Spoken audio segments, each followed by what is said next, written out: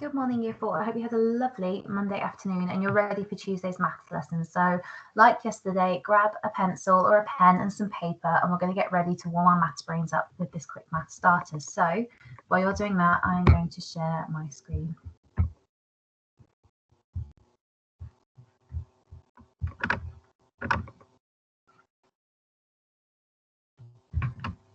So, here are your questions. Pause the video now. Welcome back. Here are your answers.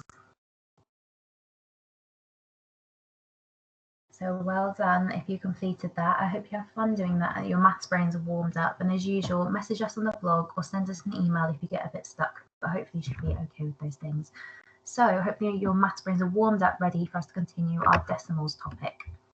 So we're going to recap a bit with money again. So how many of this coin do we need to make this coin? So we should know from our money topic that this coin is worth 1p, 1 pence, and this coin is worth £1, 1 whole pound. So how many 1p coins do we need to make £1? We would need, hopefully you should know this from money, 100 pence to make £1. So 100 pence is the same as £1 and vice versa. So we saw these yesterday, but if this is my whole pound, this is my whole number, because I have all 100 of those 100 pence, because remember that our £1 is worth 100 pence. So imagine each of these blocks is 1 pence, and we have all 100 of them, and that makes one whole. So I put this in my place value chart here, like that, with my 1 in my ones. If I wanted to look smaller than that and find what a tenth of my number would be, I would look, and here is my tenth. So we saw this yesterday.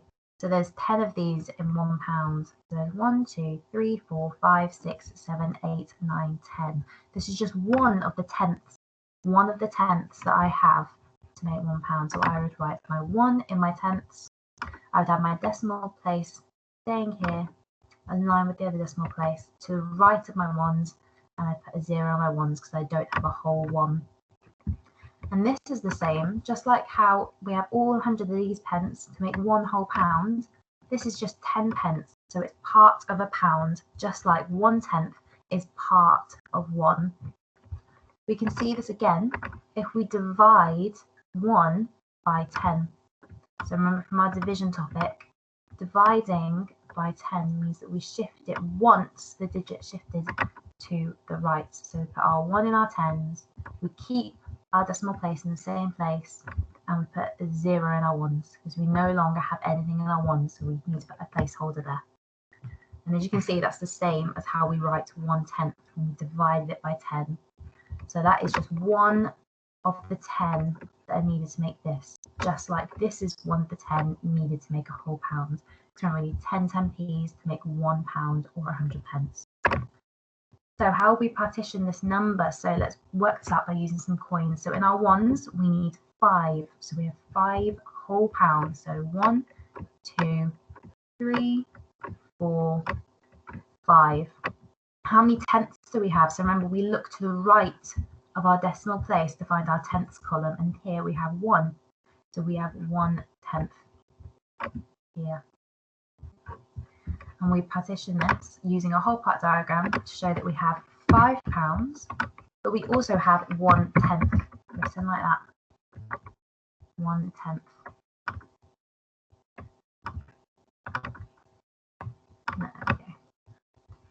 So what do you think 20 tenths would look like? So we're not going to draw out 20 tenths because there's a much easier way, and we know that we can't draw 20 circles. If I was to start, that'd take me forever. 1, 2, 3, 4. So we can't have 20 tenths in one column. Remember, how many tenths does it take to make 1 1? It takes 10. And we need to see how many groups of 10 there are. So if we count out 10, 20, there are 2 groups of 1. So we have 1 and 2. So 20 tenths in decimal form, we would have a 2 in our ones, a decimal point staying in the same area, and a 0 in our tenths because we have a placeholder because we have no tenths. Remember, there are 2 groups of 10. How would you think we would write 33 tenths as a decimal form? So if we work this out together, we need to see how many groups of 10 there are in 33. So let's count up 10, 20, 30, 40. Well, 40 is bigger, much bigger than 33, so it must be 30. There are 3 groups of 10, so that means we have 3 ones. So 1, 2, 3.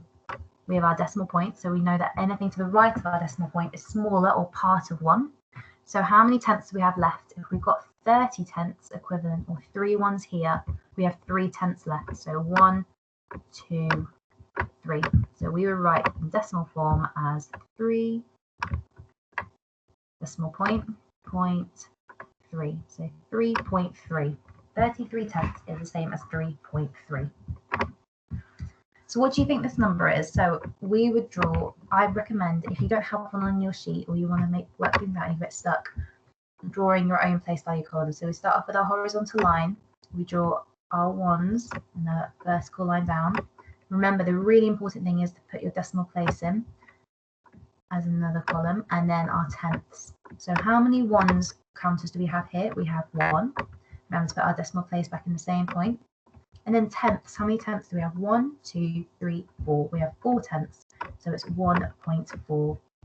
Here's a challenge. If you'd like to have a go, pause the video now, and then I'll tell you the answer in a minute. Welcome back. So there are 14 tenths altogether.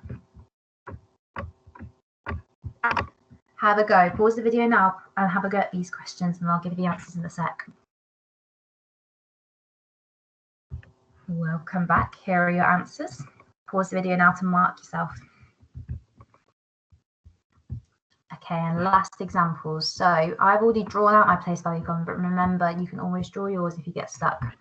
So what value does the digit 7 stand for in each number? So we want to find out what this digit means. So if we were to write in my place value, I've got my decimal place here, and to the right of my decimal place in my tenths column, I have 2.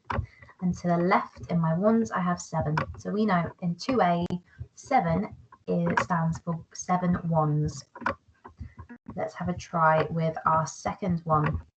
So we start off and we know where our decimal place is because it stays in the same point. Then to the right, we have 7. So we have 7 tenths. And to the left, we have 2. So we have 2 ones. So in this case, 7 stands for 7 tenths. So your task for today, you have to count up the place value counters and see what it would be in decimal form. So you count them up, put them into your place value columns like we've been doing, seeing how many ones there are, how many tenths there are. Remember to keep the decimal place in the same point, and write your decimal place, decimal number, in the last box here. Then in this box, just like we did with this example here, have a go and see what each digit stands for. And remember, if you get stuck, draw out your place value column like I did, place value columns to have a go. But I hope you enjoyed today's work, and I look forward to speaking to you tomorrow.